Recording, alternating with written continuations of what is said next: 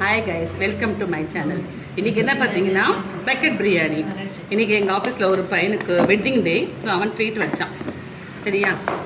அப்பா இதான் பக்கெட். இது பீஸ் எல்லாமே கீழே இருக்கும், முட்டை உண்டு. இது பார்த்தீங்கன்னா